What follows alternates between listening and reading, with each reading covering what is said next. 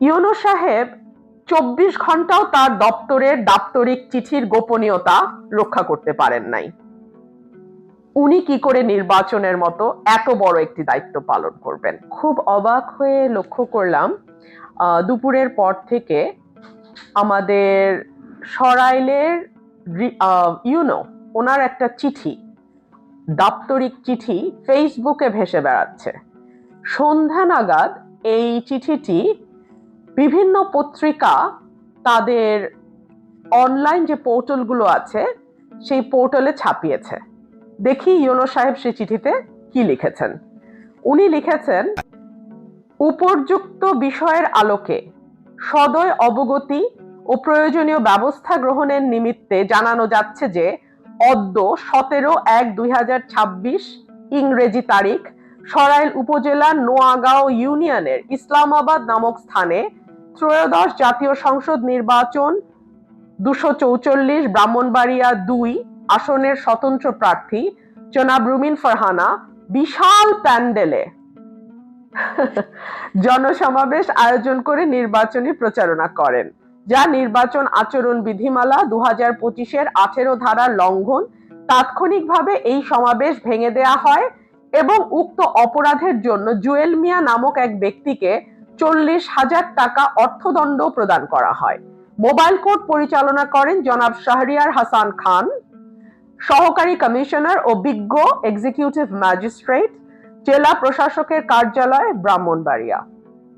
উল্লেখ্য যে এ সময় স্বতন্ত্র প্রার্থী জনাব রুমিন ফারহানা বিজ্ঞ এক্সিকিউটিভ ম্যাজিস্ট্রেটকে আক্রমণাত্মকভাবে বারবার বৃদ্ধাঙ্গুলি প্রদর্শন ও আঙ্গুল উঁচিয়ে বিভিন্ন রকম হুমকি ধামকি প্রদর্শন করেন।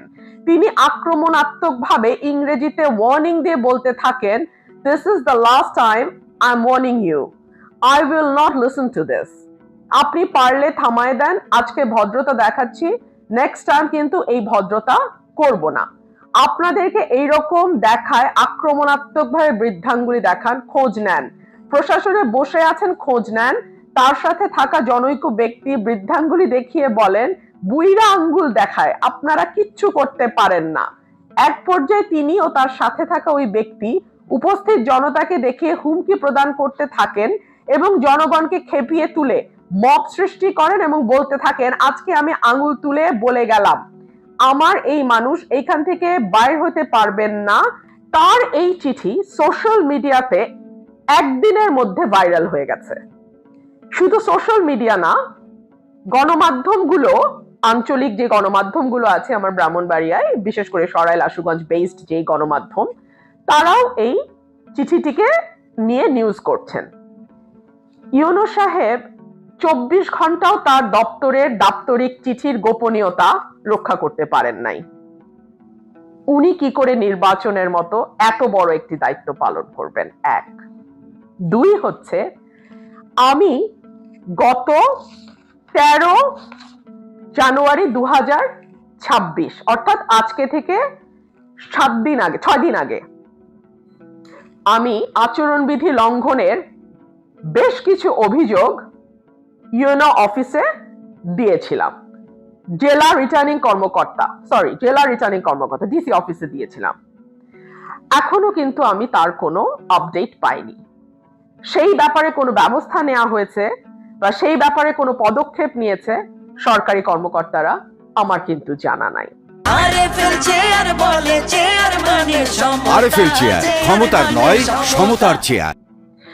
আমার প্রতিপক্ষ বা আমার প্রতিদ্বন্দ্বী প্রার্থী যারা আছেন মাঠে, বিশেষ করে বিএনপি সমর্থিত জোটের প্রার্থী যিনি আছেন, তিনি প্রতিদিন মাইকিং করে বড় বড় জনসভা করছেন। তার ফাইলও সংযুক্ত করে আমরা সরকারি দপ্তরে জমা দিচ্ছি। কিন্তু এখন পর্যন্ত স্টেজ বানিয়ে, মাইক ব্যবহার করে, সাউন্ড সিস্টেম ব্যবহার করে, এলাকায় মাইকিং করে তারা কিন্তু প্রতিদিন প্রচারণা করছেন। এখন পর্যন্ত তাদের ব্যাপারে ন্যূনতম কোনো পদক্ষেপ নেবার সাহস আমরা কিন্তু দেখি নাই। কিন্তু আমার প্রশ্ন, যে যেই রিটার্নিং কর্মকর্তা তার নিজের সই করা চিঠির গোপনীয়তা 24 ঘন্টা রাখতে পারেন না, তার হাতে 5 লক্ষ ভোটারের ভোট কিভাবে আমানত হিসেবে আমরা ভরসা করে দেই? তিনি কি করে নির্বাচনের দিন নির্বাচনের দায়িত্ব সঠিকভাবে পালন করবেন? অনেকগুলো কারণে প্রশ্ন করছি। এক হচ্ছে যে বড় দলের প্রার্থী যখন প্রতিদিন নির্বাচনে আচরণবিধি লঙ্ঘন করছেন, তাদের ব্যাপারে সরকারি কর্মকর্তাদের আমরা প্রতিদিন মোটামুটি অবগত করছি, কিন্তু তারা কোনো ব্যবস্থা নিতে পারছেন না। 2 হচ্ছে স্বতন্ত্র প্রার্থী যে বৃদ্ধাঙ্গুলির কথা এসছে, সেই বৃদ্ধাঙ্গুলির ব্যাপারটা হচ্ছে উপজেলা বিএনপির, আশুগঞ্জ উপজেলা বিএনপির সাধারণ সম্পাদক, তিনি একটি জনসভায় স্টেজ করে মাইক ব্যবহার করে জনসভায় তিনি এইরকম বৃদ্ধাঙ্গুলি দেখিয়েছিলেন ম্যাজিস্ট্রেটের গাড়িতে, কারণ গাড়িটা ওই সিকিউরিটি পারপাসে মিটিং এর যে সমাবেশ স্থল তার বাইরেই ছিল। তো সেটাই আমি দেখেছিলাম যে ওনারা যে আপনাদেরকে বৃদ্ধাঙ্গুলি দেখান, বলেন ম্যাজিস্ট্রেট কিছু করতে পারে না, আমাদের কিচ্ছু করতে পারবে না, সত্যি তো আপনারা কিছু করতে পারছেন না, তাই না? এবং আজকে আপনার দপ্তরের চিঠির গোপনীয়তা আপনি 24 ঘন্টাও রক্ষা করতে পারলেন না। এইরকম দেখায় আপনাদের খোঁজ নেন, প্রশাসনে বসে আছেন, খোঁজ নেন। Excuse me, sir. This is the last time I'm warning you. I will not listen to this. সব জায়গায় হচ্ছে, সব জায়গায় হচ্ছে। আপনি পারলে থামাই দেন। আজকে আমি ভদ্রতা করে থামাইছি, নেক্সট টাইম কিছু আপনাদেরকে বুড়া আঙ্গুল দেখায় আপনারা কিছু করতে পারেন না। এইরকম দেখায় আপনাদের খোঁজ নেন, প্রশাসনে বসে আছেন, খোঁজ নেন।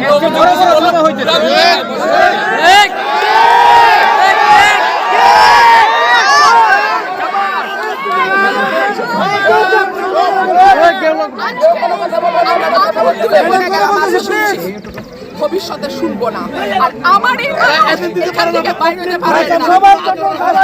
আমি যদি না বলি এখান থেকে বাইরে হতে পারবেন না স্যার, মাথায় রাখেন। শেখ হাসিনার সময় আপনারা যাদের কথা এখন চলতেছেন, তারা কানে ধইরা খাটের নিচে থাকতো স্যার। আমি রুমিন ফারহানা, কোনো দল লাগে না আমার।